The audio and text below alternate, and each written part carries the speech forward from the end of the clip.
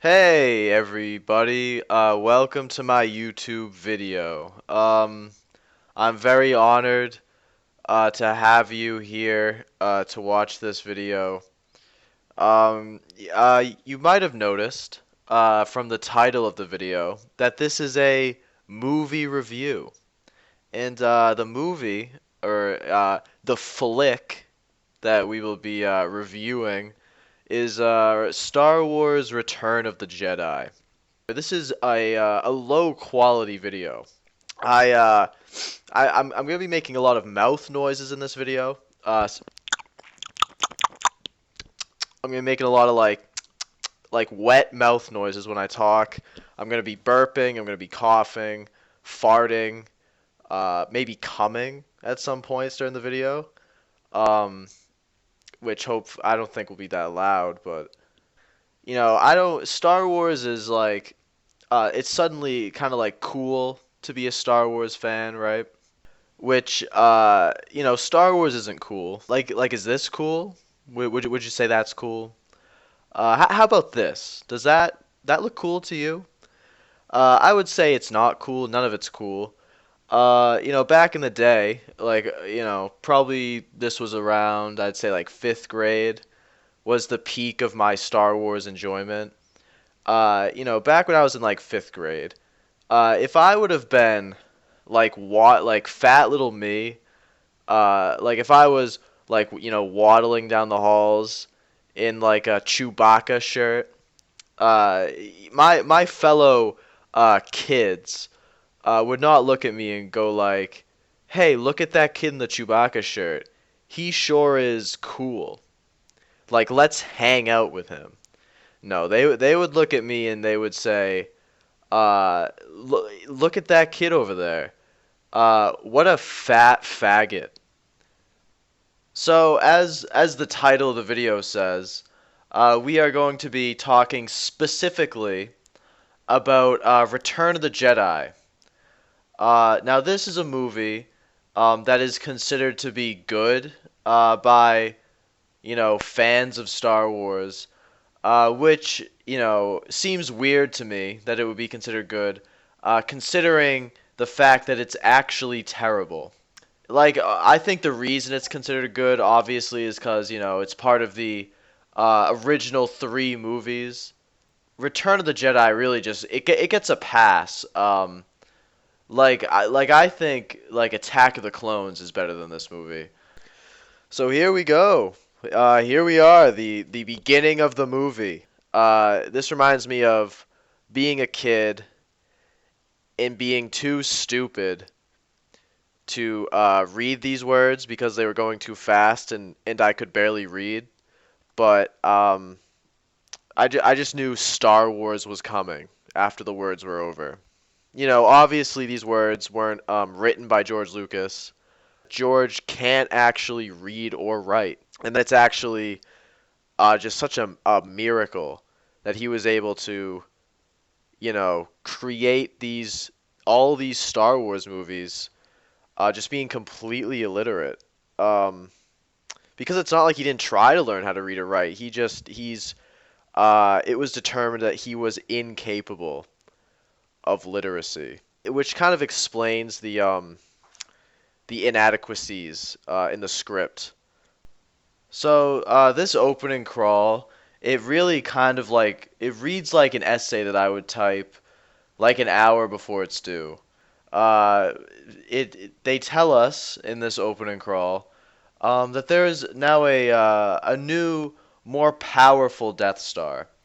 George got rid of that guy, whatever his fucking name was, who directed Empire Strikes Back. He got rid of that guy. I think we need to cut him some slack. He's kind of like going back to the drawing board. He's like, okay, this I have to do this myself now. There's no one smarter than me to write this movie. Fuck. I mean, the Death Star worked before. Let's just put it back in the movie. And then we'll just write in the opening crawl that it's more powerful than the last one. We're not gonna have this new Death Star do anything in the movie to show the audience that it is in fact more powerful. Uh, all the new Death Star is going to do is blow up, and not on purpose. But these are pretty like mild stakes, you know. This basically there's a another Death Star, but it's you know a half-built version of the first one, and it's like a lot weaker. You know, so the rebels already destroyed the first one, and presumably this one should be even easier to destroy. Vader lands and he, you know, acts scary and evil, um, as he does in the previous movies. But you know, something you might notice about this scene, actually, that's interesting to point out, is that there's no black Imperial officers. Hmm, that's uh, hmm, that's weird, isn't it? As I mentioned earlier, I'm actually a Star Wars nerd, or a faggot, if you will. So I actually know the lore reason for why there's no black Imperial officers. If I can cite the Star Wars Return of the Jedi visual dictionary, it says that the Empire had to fire all of the black Imperial officers because they were all playing dice in the bathroom while they were supposed to be working. Uh, oh, and it also says that they would always show up uh, at least 20 minutes late for their shifts. Um, I'm gonna be honest, that sounds kind of racist, and it also sounds a little unnecessarily racist. I mean, did we really need a reason for there to be no black Imperial officers? I mean, I don't know if George writes the visual dictionary, but I mean, whoever writes it, you know, I know this was the '80s, but I mean, come on, that's not cool, you know. I mean, but also as a Star Wars fan, I do take the Star Wars lore religiously. So I mean, you know, in our universe, you know, black people might be equal, but you know, in Star Wars, you know, maybe they're a little lazy. You know, I mean, I didn't write the lore. I didn't write the lore. I'm just saying. I'm just repeating. Okay. I agree. It's a little racist, but you know, let's get into the movie. Um, I mean, I guess we're already kind of. Let's continue getting into the movie. So Jabba the Hutt has a palace, and that's where the movie is gonna start taking place. So uh, Jabba has this security force that's made out of big green, um, I guess, pig people. I mean, they're just like, I don't know, like they're wearing like medieval armor, and they just this is supposed to be like a futuristic movie, but like these pig bodyguards or whatever they have like medieval axes. And I mean, like I've never sat down and decided to like come up with like a pretend security force that's made of like, you know, pig people. Um, I feel like I would take into consideration that like most people in Star Wars have guns. You know, like one person with a gun could just, you know, massacre Jabba's entire security force. But I mean, clearly the writers were just terrified to say no to George because I mean, this is a terrible idea, you know?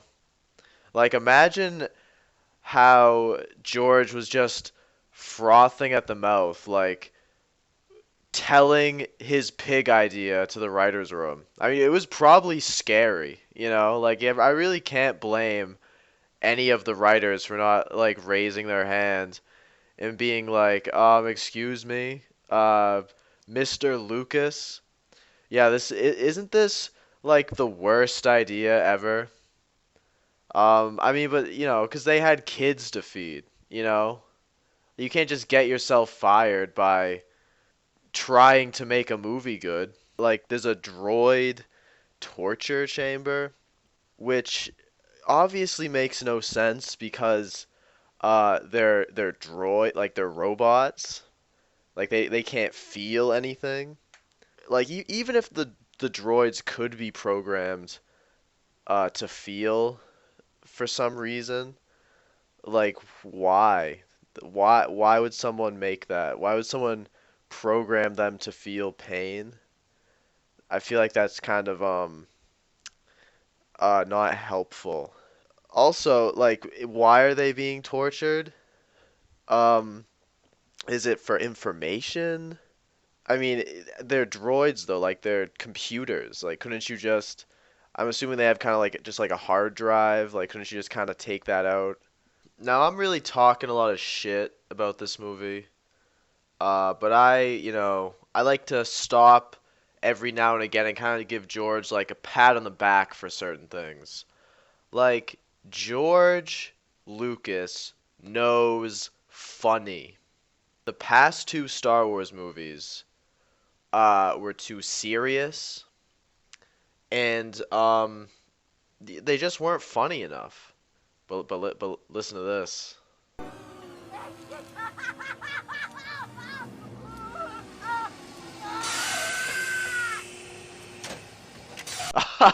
It's screaming like a human. Isn't that funny?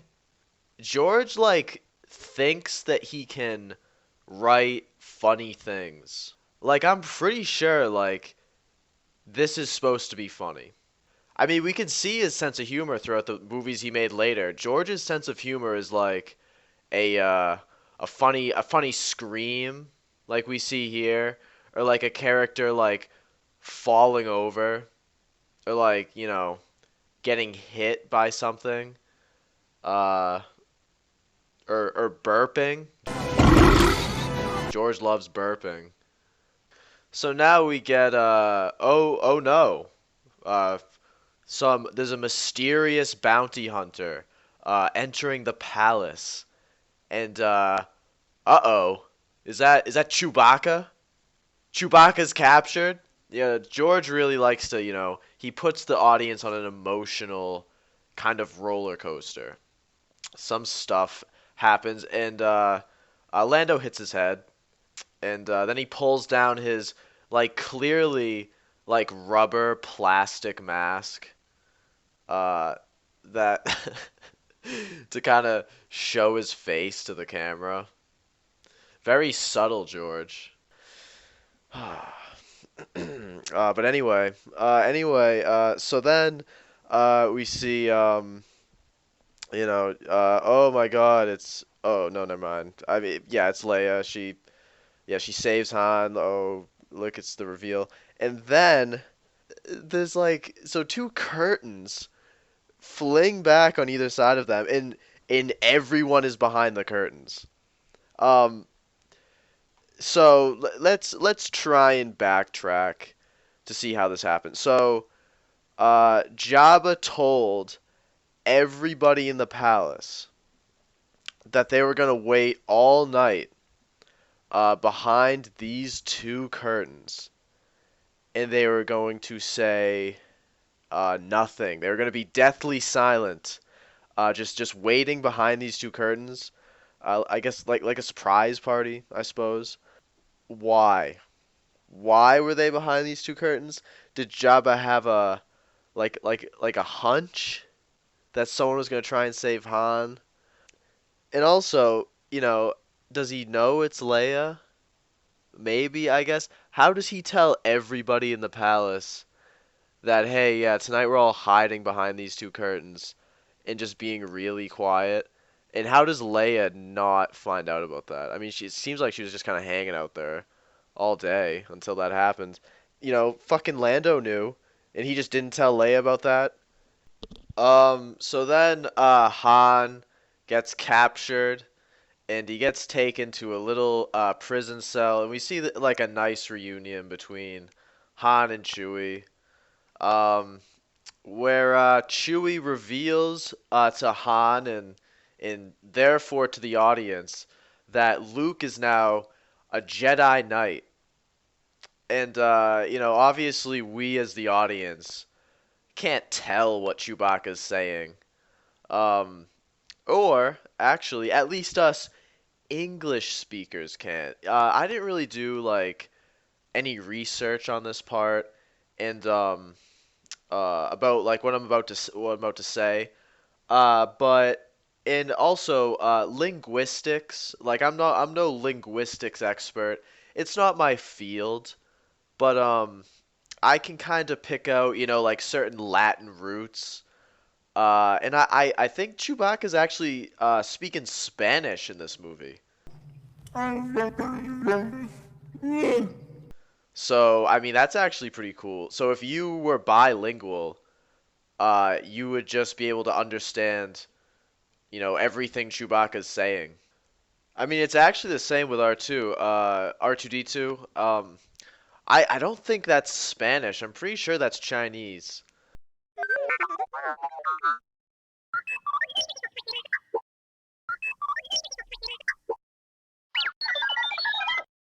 You know, that's pretty cool that George, has incorporated these real world languages into the movie. So Luke kind of like walks in. He chokes out these guys. He walks up. He sees Jabba. He says, "Jabba, I'm gonna need my friends. I'm not leaving without my friends." And Jabba says, "No." So then Luke takes this gun from this black guy, which the guy who has a gun is black.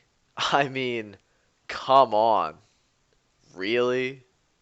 Actually, I know I brought up the Star Wars Visual Dictionary earlier. There's another part. I mean, I hate to even bring it up because it was pretty racist last time I brought it up. But the Visual Dictionary does say that the black people in Star Wars are more likely to have guns than the white people, which I know. Come on, really? Like, this is ridiculous. This is getting out of hand. I mean, how racist is this visual dictionary going to be? Who wrote this? But, that's besides the point. Anyway, Luke takes this gun from this black guy.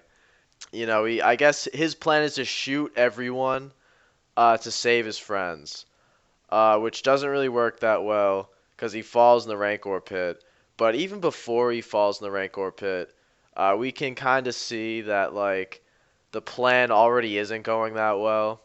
And also like, I mean, how did Luke know that there would be a black guy nearby who he could take a gun from?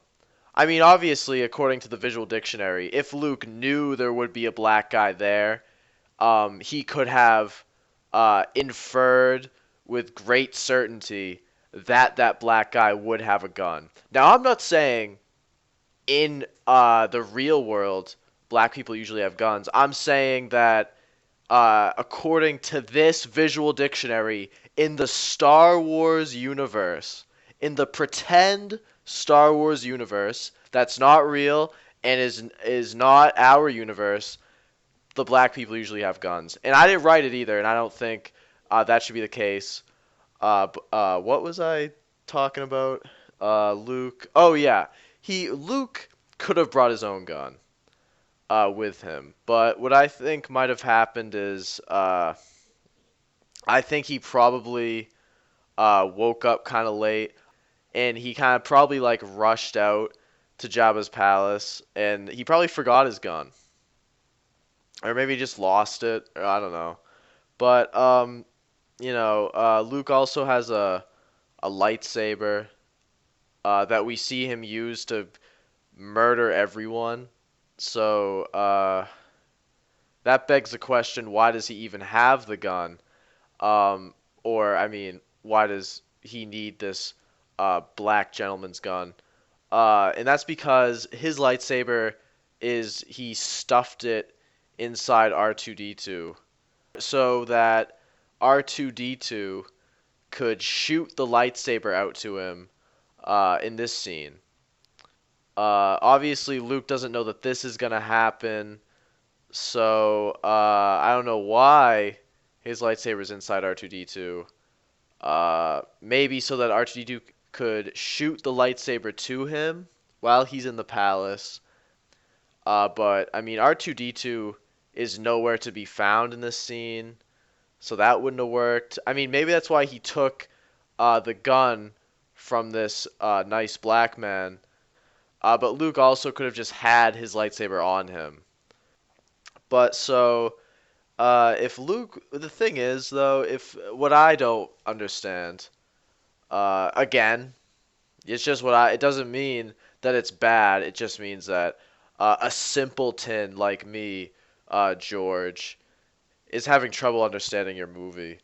Um, Basically, if Luke was gonna come at the come here anyway and save the day, then why did any of these people come to Jabba's palace before him? Why did the droids go there? Because the droids do give a message that they're trading themselves to Jabba for Han. Which I mean that could be the case. I guess they're just droids, but they are also two of the main characters of the movie. So I do feel that someone would have had to go back in and save them. And also one of those droids just has Luke's lightsaber in it. So I don't know if, they were really going to trade themselves for Han. So why were they there?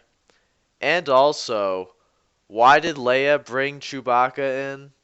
Uh, I mean, I guess you could say maybe that she needed a reason to get into Jabba's palace. But I mean, then how did Lando get in there? 'Cause Lando's been in the palace this whole time. Doesn't look like he needed to offer up any of his friends to get inside. Also, what is Lando doing in the palace exactly? It seems like he's just kind of working for Jabba. I don't really know what his part in this plan is. Also, even if this rescue attempt was successful, where Leia comes and rescues Han, there's three other characters to save that really didn't need to be there. What could have happened, if I'm giving George the benefit of the doubt, this is something that could have happened. He could have wrote the whole script for the Jabba's Palace sequence, and maybe he forgot to number the pages, and he just dropped the script, and the pages went everywhere, and he was trying to pick them back up. He couldn't figure out what order they went in. I mean, maybe that could be why the scene is so just fucked up. Um, but let's move on with these possible problems George had with the script. Um, because what's gonna cheer us up is seeing a fan favorite, beloved character on screen fight for the first time. Ladies and gentlemen, it's Boba Fett. So, here it is. Here it is, what fans have been waiting for since The Empire Strikes Back. We finally get to see Boba Fett in action. We finally get to see him fight. So so here he comes. So Boba Fett comes out. Oh, we see the jetpack. He shoots up with the jetpack. Sick. That sick. And then so here it goes. He lands in front of Luke. He kind of just stands there. And then Luke just cuts his blaster in half. And then after Luke cuts his blaster in half, then Luke just also kind of stands there. And then Boba Fett's also just kind of standing there. Um, and then Boba Fett shoots a rope around Luke, and Luke, he cuts his way out of it, and then then Boba Fett then he falls down for he fall Boba Fett falls down for seemingly no reason. And then and then and then Luke leaves. Luke goes to fight other people. Because he's probably like I don't. Is this guy have special needs? Should I be fighting this guy? Is this like a future lawsuit that I'm fighting this slow special needs bounty hunter? So Luke goes to fight other people, and then but Boba Fett he's not done. You know what I mean? So he gets up slowly, of course. Don't want to hurt yourself. He slowly gets up, and then he slowly raises his fucking wrist shooter or whatever. I mean, also with no, I mean maybe that helmet he's wearing doesn't have a lot of peripheral vision. You can't just see that there's two people just behind him who just aren't on his side. You know, Han Solo accidentally stabs his jetpack, and Boba Fett he goes flying, and he does a like a funny scream. Then he's dead. That's it. I like and Boba Fett is I guess I mean I think he's supposed to be like the best bounty hunter in the galaxy or something. I mean I like that was the best bounty hunter. I mean the the other ones must be pretty shitty. Um, that's this also kind of goes with the theme of like I said earlier, like George not really getting why things are funny or what's funny or like when he should try and be funny. Like this is like a character that people liked a lot. Like and he died in the dumbest, most ridiculous fucking way. But like really what people would have really wanted is like a cool death. Like seeing this, like I wouldn't be surprised if like the emperor at the end of the movie dies by like fucking he accidentally slips and falls down the pit at the end. But yeah, bye.